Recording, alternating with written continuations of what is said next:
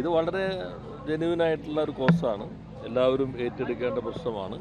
നേരത്തെ തന്നെ CPM-ൻ്റെ general secretary ഇവിടെ സന്ദർശിക്കുകയുണ്ടായി. മറ്റ് നേതാക്കന്മാരും വന്നിരുന്നു. ഞങ്ങളിപ്പോൾ ബാലഗോപാൽ പഴയ SFI അഖിലേന്ത്യാ പ്രസിഡൻ്റാണ്. ഞങ്ങളും SFIയുടെ ഭാഗമായി പ്രവർത്തിച്ചിരുന്നവരാണ്. അപ്പോൾ കക്ഷി രാഷ്ട്രീയത്തിന് അതീതമായി എല്ലാവരും ഒന്നിച്ച് ചേർന്ന് നിൽക്കേണ്ട നാടിൻ്റെ ഭാവിയെ സംബന്ധിച്ച വളരെ പ്രധാനപ്പെട്ട ഒരു വിഷയമാണ് ഇവിടെ ഉന്നയിക്കപ്പെട്ടിട്ടുള്ളത്.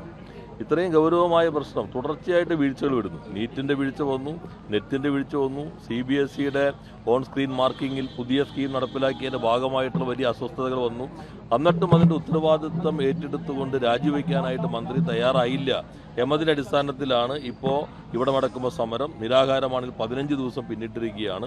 അപ്പോൾ രാജ്യം ഒറ്റക്കെട്ടായി തന്നെ ഈ സമരത്തെ പിന്തുണയ്ക്കേണ്ടതുണ്ട്.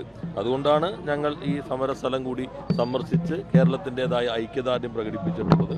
കേരള നിയമസഭയും കക്ഷി രാഷ്ട്രീയത്തിന് അതീതമായി തന്നെ ഒറ്റക്കെട്ടായി നീറ്റുമായി ബന്ധപ്പെട്ടുള്ള പ്രമേയവും പാസ്സാക്കിയിട്ടുണ്ട്.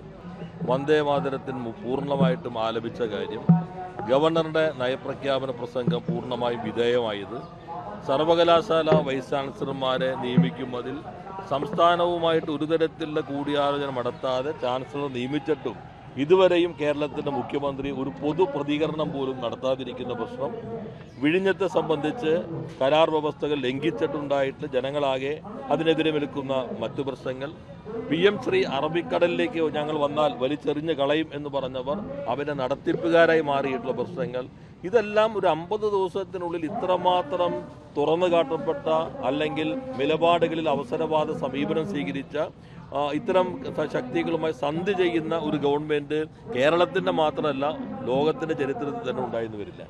അപ്പം അങ്ങനെ വരുമ്പോൾ ഇത്തരം പ്രതിരോധത്തിനാകുന്ന UDF-നെ രക്ഷിക്കാൻ വേണ്ടി ഇപ്പുറത്തെ ചില വിവാദങ്ങൾ ഉണ്ടാക്കാൻ കഴിയും. PM ശ്രീയുടെ കാര്യത്തിൽ വേറെ പ്രശ്നങ്ങളില്ലല്ലോ.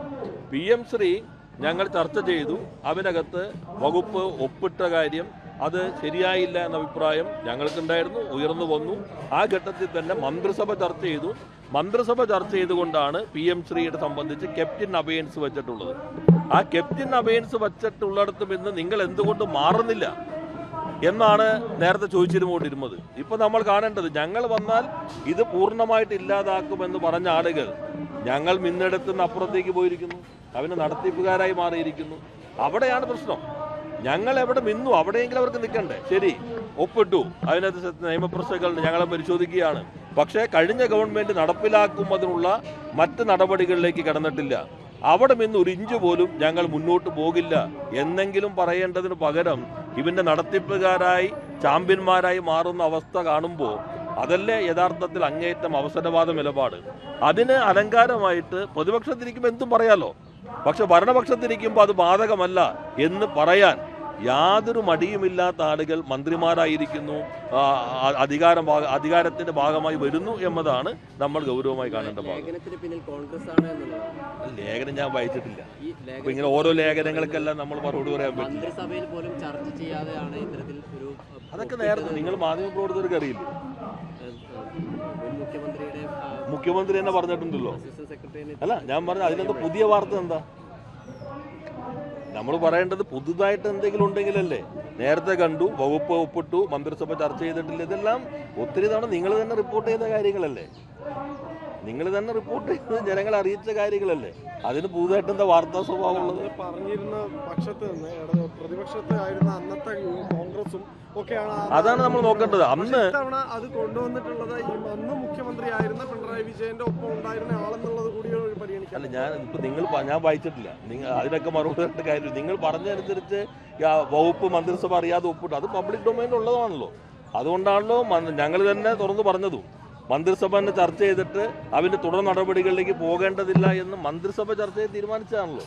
അതും വ്യക്തമാക്കിയുള്ളൂ. എന്നാൽ ഇത് ശരിയാണ്, നിങ്ങൾ പറഞ്ഞത് അങ്ങനെ ഒരു ആശയക്കുഴപ്പം ഉണ്ടാക്കാനായിട്ട് ശ്രമം നടന്നു.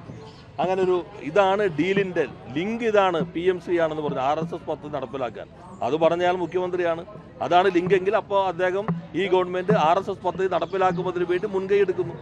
അപ്പോൾ അതിനെ ഡൈവേർട്ട് ചെയ്യാനായിട്ട് വരുന്ന ചില വ്യാഖ്യാനങ്ങളാകാം മറ്റു കാര്യങ്ങളിലേക്ക് എടുക്കുന്നത്.